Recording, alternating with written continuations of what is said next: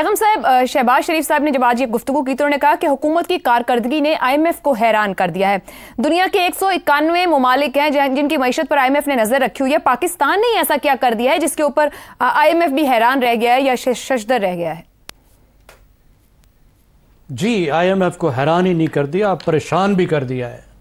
और जो शबाना रोज़ मेहनत है वज़ीर आज़म की, उसके बाद माशाल्लाह हमने इतना बड़ा संग मील, वज़ीर आज़म से ने कहा कि संग मील अबूर कर लिया है पाकिस्तान ने ये नया उधार लेके।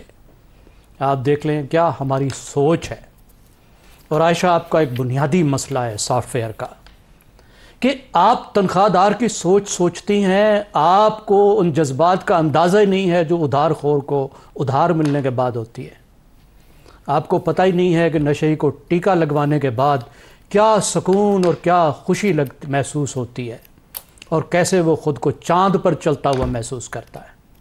ये पाकिस्तान की मईशत, पाकिस्तान की अशराफिया। साहब, आज वज़ीर आज़म ने एहसास करते हुए कहा है कि आम आदमी ने जो कुर्बानी दी है, जो तकलीफ काटी है, जिस मुश्किल में रहा है, जिन मसाइल से गुजरा है, उसके बगैर ये भी सब कुछ मुमकिन नहीं था। मतलब थोड़ा उन्होंने बताया है कि आप लोगों ने भी बड़ा सफ़र किया जिस वजह से कर्जा मिल गया आज।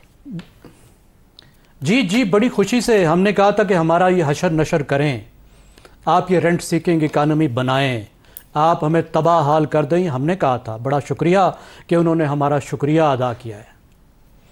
देखिए, 42nd प्रोग्राम है ये पाकिस्तान का IMF का, 42वां। और 42वें के अंदर कितनी 42 में इसमें कितनी किस्तें होंगी आप अंदाज़ा नहीं लगा सकती। पता है पाकिस्तान के बाद दूसरे नंबर पे कौन है? अर्जेंटीना, जिसने 22 दफ़ा कर्जा लिया है। और पाकिस्तान का कितना है? 42वां। और सफ़र हमारा क्या है? 1985 में, कम से कम मेरे तो लाइफ टाइम में क्या, I was quite young at that time. 1985 में एक पाकिस्तानी एक भारतीय से 65% ज़्यादा खुशहाल था, 65% ज़्यादा इनकम कमाता था। आज पाकिस्तानी एक भारतीय से आधी इनकम कमाता है, एक भारतीय हमसे दुगना खुशहाल है। पिछले 20 साल में हमारी जो एवरेज ग्रोथ रेट है वो 2.5% है। और इतनी हमारी आबादी की रेट है। हम कहीं गए ही नहीं, हम बैठे हुए हैं और दुनिया कहीं से कहीं चली गई है।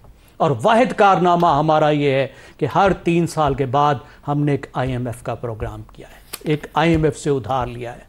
और IMF तो एक साहूकार है ना, और ये तो बड़ा अच्छे वाला साहूकार है, अच्छे रेट पे दे देता है, मईशत को ठीक करने के लिए भी कोई मशवरे दे देता है, 2 चीज़ें ठीक भी करा लेता है। सही। ज़रा बाकी इधर उधर देखें किस तरीके से कर्ज लिए गए विद ओब्लिवियन, जिससे दूसरों का ही फायदा हुआ है, हमारा फायदा नहीं हुआ। और जिस तरह से उन कर्जों को खर्च किया गया है, ज़रा आप जो इंटरनेशनल फाइनेंशियल इंस्टीट्यूशंस उनसे पूछ कर देखें कि उन प्रोजेक्ट्स के जिनके लिए कर्ज लिया गया वहां की कहानियां क्या हैं।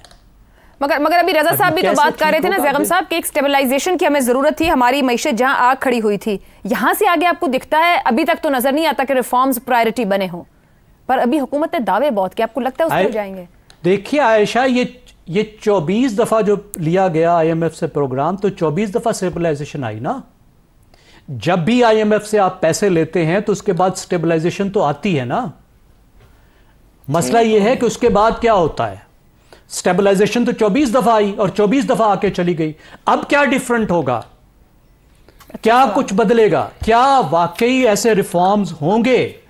क्या पाकिस्तान का जो करंट अकाउंट डेफिसिट है कि आप जो दुनिया से मंगाते हैं, इंपोर्ट्स आपकी वो दुगनी है आपकी एक्सपोर्ट्स हो गया। अगर गरीब मजदूर बाहर मेहनत ना कर रहा होता तो आप तो बहुत पहले कंगाल हो गए होते। 1 साल क्या 1 महीने में कंगाल हो गए। तो वजीर आजम साहब उस दिन हमें बताएं जिस दिन पाकिस्तान की एक्सपोर्ट्स जो हैं वो इंपोर्ट से ज्यादा खत्म हो जाएं। और सबसे बड़ा मसला जो है वो तो एलीट कैप्चर का है, जो अपने रेंट्स निकालते हैं, जो शुगर बेचते हैं और फिर वापस शुगर मंगाते हैं, हमारे रगड़े लगाते हैं। तो जब तक बुनियादी रिफॉर्म्स नहीं होंगी, स्ट्रक्चरल रिफॉर्म नहीं होंगी, हम तो कहीं जाने वाले नहीं, यही खुशियां मनाते रहेंगे। टीका लग गया, मजे करो। चलेंगे। इफ्तिखार साहब, वज़ीर आज़म साहब ने कहा कि आम आदमी ने बहुत तकलीफ उठाई है, कुर्बानियां दी, सलाम पेश किया है। शहबाज शरीफ साहब ने माशी इस्लाहातों, जागीरदारी निज़ाम का खात्मे की बात की जाए, एलीट कैप्चर के खात्मे की बात की जाए या ताजरों से टैक्स, ये वो इस्लाहात हैं जो कि बुनियादी ज़रूरत है हमारी, हम आगे नहीं बढ़ पाएंगे। एक और IMF मुआहिदा लाकर आम आदमी की कुर्बानियों को सलाम कब तक चलता रहेगा? पहली बात तो है कि ये इस बात की अलामत है कि आलमी इदारे पाकिस्तान की मालियाती पॉलिसियों पर इत्मीनान का इजहार कर रहे हैं। ये तो अब दुश्मन भी मान लें, मुखालिफिन भी मान लें। वो ये कहते हैं कि पिछले साल के मुकाबले में महसूलात की वसूली में 26% इजाफा हुआ है। तो अगर वो कह रहे हैं और ऐसा हुआ है तो मैं ये उनकी कामयाबी समझता हूँ। सर, सारा तनख्वाहदार तबके की जेब वो से कहते हैं कि उनका कहना है कि खरबों रुपए के जो टैक्स के मुकदमात अदालतों में ज़ेर इल्तवा पड़े थे, उसमें से 34 अरब रुपए के खजाने का आमदन हुई है। 34 अरब रुपए के मुकदमात को फैसला हो गया है, क्योंकि तरीक़ाकार था कि बजाय वहाँ पर कोई अफसर जाता, आम OSD लेवल के लोग चले जाते थे, जिसके नतीजे में अदालतें फैसला नहीं कर पाती थी। वो इसको अपनी एक कामयाबी समझ रहे हैं। वो ये कहते हैं कि सेल टैक्स की चोरी की जो है चोरी शुगर सेक्टर को, वो कहते हैं शुगर सेक्टर में सबसे ज़्यादा सेल टैक्स चोरी होता है। अब उन्होंने इस चैलेंज को कबूल किया है जब प्राइम मिनिस्टर ऑफ पाकिस्तान कि मैं खुद इसकी निगरानी करूंगा। चीनी की कीमत तो फिक्स ना करवा सके, पूरा रमजान गुजर गया। मुझे नहीं पता वो क्या करते हैं। आपके सर, मैं तो बता रही हूं जो हो रहा है मार्केट में। आपका सवाल क्या है अच्छा, और उनका मौक़िफ़ क्या है, क्योंकि इतना पढ़े लिखे अगर आप भी होते, मैं भी होते, हम यहाँ ना बैठे होते, हम कहीं और बैठे होते। अच्छा, आगे चले जी। आपका पता नहीं, मैं ठीक जगह। आप यहीं पे ना बैठी होती, आप कहीं अफसर होती हैं, आप ऐनक आपकी सर अफसर भी कहाँ वो कर पा रहे हैं जिसका ओथ उठाते हैं इफ्तिखार साहब। हम कम से कम वो करने की कोशिश कर रहे हैं। प्रोग्राम पे बात करो ना यार, करें प्रोग्राम ऐसे तुम ऐसी बातें उठाती हो जिससे तलेगी सवाल से। अच्छा, उन्होंने कहा कि शुगर मिल्क सेक्टर को मैं खुद देखूंगा जहाँ सबसे ज़्यादा चोरी होती है। फिर उन्होंने एक बात बड़ी इंपॉर्टेंट कही है, उन्होंने कहा कि हम तमाम तर अपनी तवज्जो इस बात पर ला रहे हैं कि कोई पैसा जो बाहर से ज़ाया हो रहा है सिस्टम में से, इस सिस्टम को दुरुस्त बनाया जाए। और गुज़श्ता साल रवा माली साल के इब्तदाई 3 महीनों में वो कहते हैं 12 अरब रुपए के सेल्स की वसूली का फ़र्क है। और ये पहली बार हुआ है कि सेल्स टैक्स जो शुगर इंडस्ट्री से जो है ना मिला ज़्यादा है, और माली साल के अख्ताम पर 60 अरब रुपए का इजाफी सेल्स टैक्स वसूल करने की तवक्को है। अब उनकी पॉलिसीज़ हैं, ये उनका प्लान है।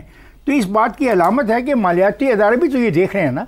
हम मुखालफत ज़रूर करें, हमारी गुर्बत ख़त्म नहीं हो रही, हमारी बेरोज़गारी ख़त्म नहीं हो रही, हमारी महंगाई ख़त्म नहीं हो रही, चीज़ें जो रोज़ हम मार्केट में ख़रीदते हैं वो महंगी हैं, ये अपनी जगह हकीकत। लेकिन ये जो 4 लफ्ज़ उन्होंने बोलने हैं ये भी हकीकत है। और बकौल जैगम के पता नहीं कितने मुल्क लेते हैं, तो जो जिनसे हम कर्ज लेते हैं उनकी नज़रें भी तो हमारे पास हैं ही नहीं हैं। तो अगर वो इस पर मुतमिन हैं और हम डिफ़ॉल्ट से आगे आ गए, ये बात जैगम साहब भी मानते हैं, मैं भी मानता हूँ, आप भी मानती हो कि पिछले साल इन्हीं दिनों में हम खड़े थे कि डिफ़ॉल्ट में जा रहे हैं। आज हम बाहर अगर आए हैं और आलमी अदारा जो हमें कर्ज दे रहा है उस पर वो मुतमिन है कि ये पैसे वापस करने की सलाहियत रखते हैं, तो it is a positive move. लेकिन ये बात बड़ी ज़रूरी है, 3 फिक्रे में कहना चाहूँगा। अखराजात कम करें, महसूलात बढ़ाएं।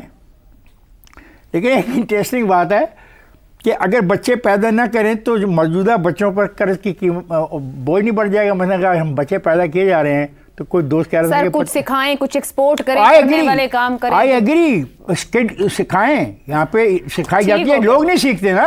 अब लोगों पे कानून साजी करें, लोगों को कहते हैं तरखान बनो, बढ़ई बनो, लोहार बनो, काश में आओ, जमीन काश करनी सीखो। बिल्कुल ये जिम्मेदारी लेनी पड़ती है, तो नहीं आते हैं वो इजी मनी में जाते हैं, इजी मनी में जाते हैं, जमीनें बेच के बाहर के मुल्कों में जाके पैसा कमाते हैं। एलीट को देख रहे हैं कि इजी मनी कैसे बन सकता है, तरीका और रास्ता नहीं देखते। के लोग आप हैं, बड़े स्टार पे। एक ब्रेक लेते हैं।